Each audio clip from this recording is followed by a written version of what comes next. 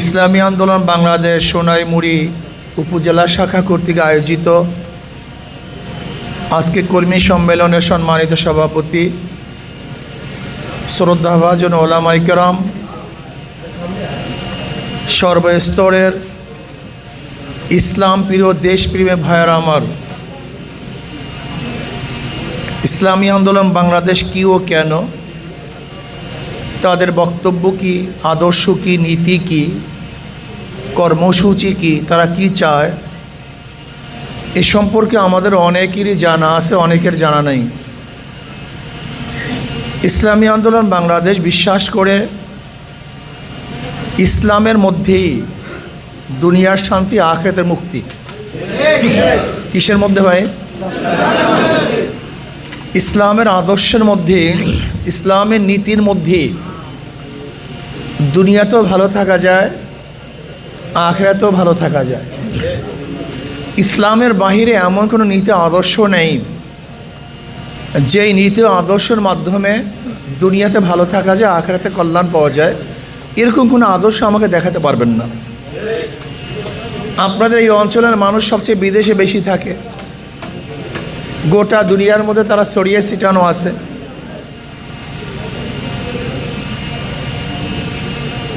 আমরা বর্তমানে শান্তি খোঁজার জন্য, সুখ পাওয়ার জন্য ইউরোপের দিকে বেশি ধাবিত হচ্ছি। ইউরোপের কৃষ্টি কালচার, আচার আচরণ, আদর্শ আমরা গ্রহণ করতে খুব অভ্যস্ত হয়ে পড়ছি। কিন্তু আমি একটা প্রশ্ন করব, যে জাপান দুনিয়ার মধ্যে এক উন্নত জাতি, আপনি কি জানেন তাদের ব্যক্তিগত অবস্থাটা কি? হ্যাঁ, সেখানে এখন বিবাহ বন্ধনের অবস্থাটা কি জানেন না? মানুষ মরে থাকে রুমের মধ্যে, পচে যায়, গন্ধ আসে, তারপর প্রশাসনের লোক গন্ধ পেয়ে দরজা ভেঙে সেখান থেকে মানুষ উদ্ধার করে। এগুলো উন্নত কান্ট্রি। সেখানে এখন বাচ্চাকে গ্রহণ করছে না, কোনো মেয়েরা বাচ্চা নেবে না। এমনকি তাদের বক্তব্য এরকম, যদি 100 বছর এরকম চলতে থাকে সেখানে মানুষই থাকবে না। আপনারা আমার চেয়ে ভালো জানেন। রাশিয়ার অবস্থা একই। সরকার ঘোষণা দিচ্ছে যারা বাচ্চা নিবা তাদের সমস্ত খরচ সরকারের। বিবাহ বন্ধন, সামাজিক অবস্থা, সাংসারিক অবস্থা, স্বামী স্ত্রী মিল মোহাব্বত, বাবা সন্তানের স্নেহ মর্মতা, শ্রদ্ধা বলতে কিচ্ছু নাই। এমনকি একটা জানোয়ারের মধ্যে যে মহাব্বত ভালোবাসা আছে, এই মানুষের মধ্যে সেই মহাব্বত ভালোবাসাও নেই। আপনি দেখবেন একটা বিড়ালের বাচ্চা মারা গেলেও বিড়ালটা কান্দাকাটি করে। একটা গরুর বাচ্চা যদি হারিয়ে যায়, গরুটা অনেক দিন পর্যন্ত খানা খেতে চায় না। কিন্তু মানুষের মধ্যে এই অবস্থা পুষছে যে মানুষের বাচ্চা মারা যায়, নিজের হাতে হত্যা করে, তাদের খবরও থাকে না। তার মানে ওরা হয়তো বিল্ডিং উঁচা করছে কিন্তু শান্তি উঁচা করতে পারে নাই। ওরা ভালো গাড়ি ক্রয় করছে কিন্তু অন্তরের শান্তি উপলব্ধি করতে পারে নাই। অথচ ইসলাম অনুযায়ী যারা চলে, ওরা যতই গরিব হোক না কেন, মনের মধ্যে তৃপ্তি অনুভব করে, একটা শান্তি অনুভব করে। এটা বাস্তবতা ভাই। আপনি দেখেন একজন রিক্সাওয়ালা যে ইসলাম অনুযায়ী চলে, একেবারে গরিব, আপনি প্রশ্ন করবেন ভাই কেমন আছেন, সে বলবে আলহামদুলিল্লাহ, খুব আল্লাহ ভালো রাখছেন। তার মানে ও গরিব হওয়ার পরের মধ্যে তৃপ্তি আছে। আমরা কি দোয়া করলাম? রব্বানা আতিনা ফিদ দুনিয়া হাসানাতাও ওয়া ফিল আখিরাতি হাসানাতাও ওয়া কিনা আযাবান নার। আল্লাহ, আমাকে দুনিয়াতে হাসান দান করো, আখিরাতেও হাসান দান করো। একই শব্দ, দুনিয়ার ব্যাপারে হাসান, আখিরাতের ব্যাপারে হাসান। তার মানে আল্লাহ দুনিয়াতেও শান্তি দাও, আখিরাতেও শান্তি দাও। দুনিয়াতেও মুক্তি দাও, আখিরাতেও মুক্তি দাও। দুনিয়াতেও ভালো রাখো, আখিরাতেও ভালো রাখো। কি কথা ঠিক না? কিন্তু আমরা দুনিয়া থেকে ভালো আছি কেন? নেই, এটাই প্রশ্ন। নাই কেন? দোয়া করলাম রব্বানা আতিনা ফিদ দুনিয়া হাসানা ওয়া ফিল আখিরাতি হাসানা, অথচ দুনিয়ার অবস্থাটা কি খুন খারাপই, সন্ত্রাস, চাঁদাবাজি, রক্তপাত, ধর্ষণ, চুরি ডাকাতি। এটা কেমন কথা? এই কথাটা কেমন হলো? দাবি করলাম রব্বানা আতিনা ফিদ দুনিয়া হাসানা, অথচ বের হতে পারেন আমার মা বোনেরা। রব্বানা আতিনা ফিদ দুনিয়া হাসানা, বের হতে পারেন রাস্তায়। রব্বানা আতিনা ফিদ দুনিয়া হাসানা, অথচ ঘরের দরজা খুলে ঘুমাতে পারি না। রব্বানা আতিনা ফিদ দুনিয়া হাসানা, অথচ আমার এক গরিব অফিসে যাবে কাজের জন্য, সে ঢুকতে পারছে না। রব্বানা আতিনা ফিদ দুনিয়া হাসানা, অথচ বাংলাদেশের হাজারো মানুষ আজকে ক্ষুধার্ত, হাজারো নারীরা আজকে ধর্ষিতা, হাজারো যুবক নেশাগ্রস্ত। আজকে কোনো জায়গায় শান্তি বলতে কিচ্ছুই নেই। বাংলাদেশের অবস্থা এরকম যেন মনে হয় যেন এক সাক্ষাৎ জাহান্নামের মধ্যে বসবাস করছে। আপনি দেখেছেন কয়েকদিন আগে আমাদের বুলবুলকে হত্যা করা হয়েছে। বেচারার কোনো দোষ ছিল না, সন্ত্রাসীর বিরুদ্ধে কেস দিয়েছিল। এমন সন্ত্রাসী যার বিরুদ্ধে আগেও কেস ছিল, যদি সন্ত্রাসীকে আগেই বিচার করা হতো তা হয়তো বা এই বুলবুলকে জীবন দিতে হতো না। আপনারা দেখেছেন, কালকে আমি বুলবুলের বাসায় গিয়েছিলাম। ছোট এতিম বাচ্চা, এই বাচ্চার চেয়ে ছোট বাচ্চা, এতিম বাচ্চা, আরে ছোট্টটা মেয়ে। আজকে এই বাচ্চা কেন এতিম হবে? এই ছোট মেয়েটা কেন এতিম হবে? আমার বোনটা কেন বিধবা হবে? আজকে বুলবুলের মার বুক কেন খালি হবে? এর কারণটা কি? এই সমাজ নিরাপত্তা দিতে পারেনি। আল্লাহ কি বলেছেন? অফিল কিসাসে হায়াতুন ইয়া উলিল আলবাব, বিচারের মধ্যেই তোমাদের হায়াত। আজকে যদি এই সন্ত্রাসীকে আগে বিচার করা হতো তাহলে বুলবুল মারা যেত না। আপনি ভেবেছেন আমাকে তো হত্যা করে নাই, বুলবুলকে হত্যা করেছে, আপনাকে একদিন হত্যা করা হবে না, এই গ্যারান্টি কোথায়? এই গ্যারান্টি কোথায়? আজকে বিদ্যুতের অবস্থা দেখেন, গ্যাসের অবস্থা দেখেন, তৈলের অবস্থা দেখেন, বেকারত্বর অবস্থা দেখেন। আজকে চুরি ডাকাতি সন্ত্রাস কোনোটাই কমতি নেই। এমনকি আমাদের বর্তমান প্রেসিডেন্ট মির্জা ফখরুল ইসলাম আলমগীর সাহেব প্রেসিডেন্ট হওয়ার আগে বললেন কয়েক মাস বিএনপির হয়ে গেল, কিন্তু এখন পর্যন্ত দুর্নীতি বন্ধ করতে পারিনি, ঘুষ বন্ধ করতে পারি নাই, ঘুষ কমাতে পারি নাই। তিনি আক্ষেপ করে বলেছেন। এর কারণটা কি? প্রিয় ভাইয়ারা আমার, এখানে যারা উপস্থিত আছেন, আমি চ্যালেঞ্জ দিলাম, কিয়ামত পর্যন্ত এরকম সরকার পরিবর্তন করবেন, দল পরিবর্তন করবেন, কিন্তু শান্তি দেখবেন না। লিখে রাখতে পারেন। তাহলে কেন? একজনের নাম এ, একজনের নাম বি, একজনের নাম সি। এও চোর, বিও চোর, সিও চোর। ক্ষমতা আছে এ, সে কি করবে? হটাও এ, বসাও বি, সে কি করবে? হটাও বি, বসাও সি, সে কি করবে? কারণটা কি? দলের পরিবর্তন হয়েছে, ব্যক্তির পরিবর্তন হয়েছে, নীতি আদর্শ পরিবর্তন হয়নি। আচ্ছা, এখানে সাংবাদিক বন্ধুরা আছেন, ওসি পরিবর্তন হয় কিন্তু ঘুষের পরিবর্তন হয় না। এসপি সাহেবের পরিবর্তন হয়, দুর্নীতি সাহেবের পরিবর্তন হয় না। ব্যক্তি পরিবর্তনের মাধ্যমে দুর্নীতি বন্ধ হবে না, হতে পারে না। চাঁদার হাত পরিবর্তন হবে, চাঁদার পরিবর্তন দেখবেন না। ঘুষের চেহারা পরিবর্তন হবে, ঘুষের পরিবর্তন দেখবেন না। খুনিদের হাত পরিবর্তন হবে কিন্তু খুনির পরিবর্তন দেখবেন না। এই জন্য আমরা কি চাই? শুধু নেতা নয়, নীতির পরিবর্তন চাই। এই কথাটা যেই দিন, যেই সময়, যেই যুগে, যেই বছর বুঝবেন, তখনই শান্তি পাবেন। আর এই কথা বাংলাদেশের জনগণের যতদিন বুঝে আসবে না, শুধু রাস্তায় আন্দোলন করবেন, শান্তির মুখ দেখবেন না।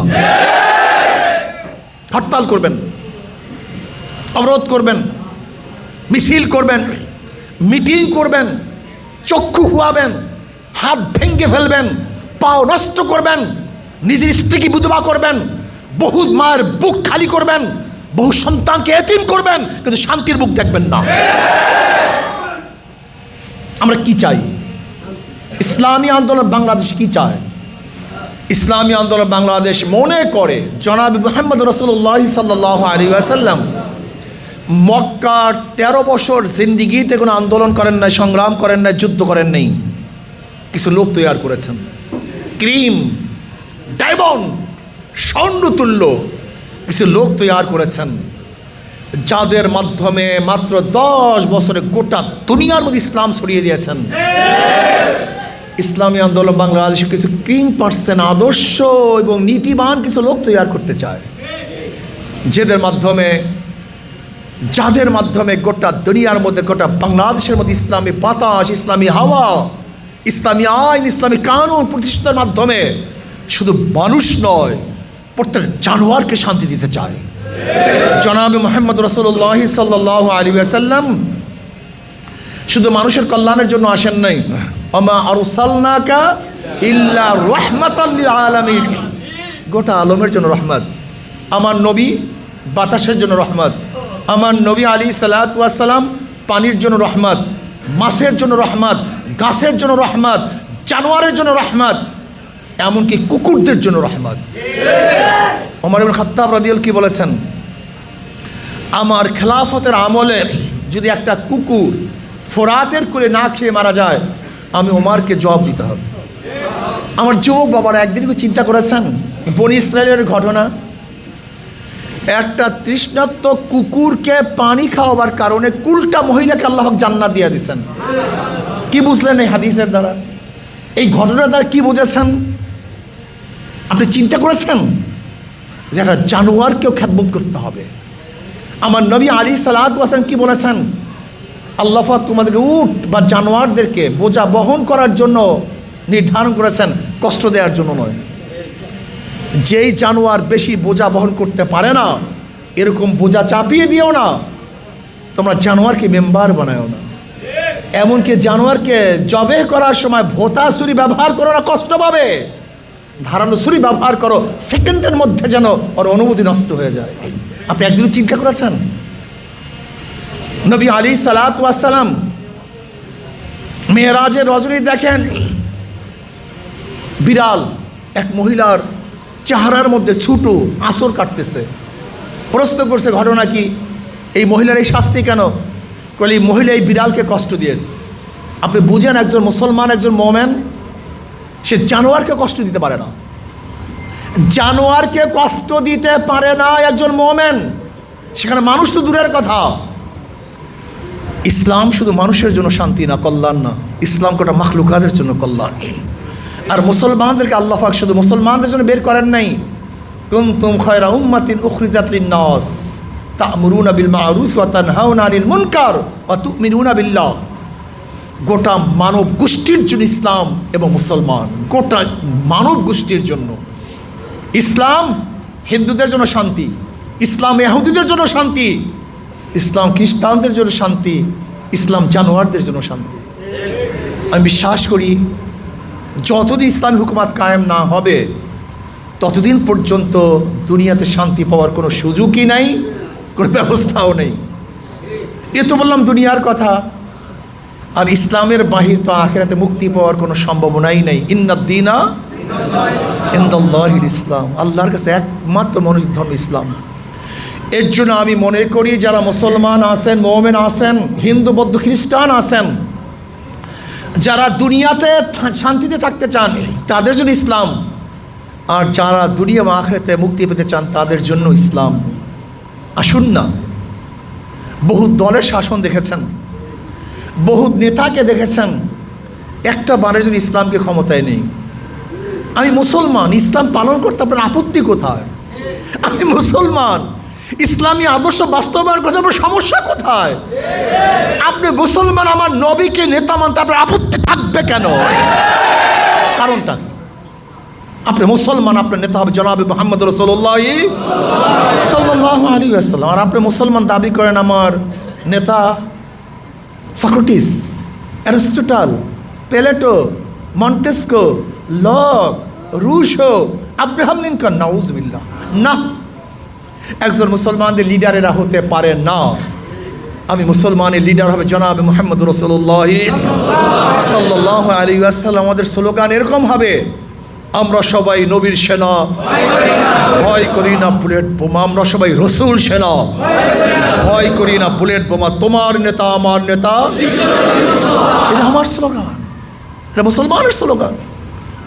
এই স্লোগান তো চরমনের না, এই স্লোগান তো কোনো ব্যক্তিগত গোষ্ঠীর নয়, এই স্লোগান গোটা মোমেনের, গোটা মুসলমানের, গোটা দুনিয়ার মানুষের। মুসলমানের স্লোগান হলো এইটা, আমার নেতা তোমার নেতা বিশ্ব নবী মুস্তফা, বিশ্ব নবী মুস্তফা। আমরা সবাই নবীর সেনা।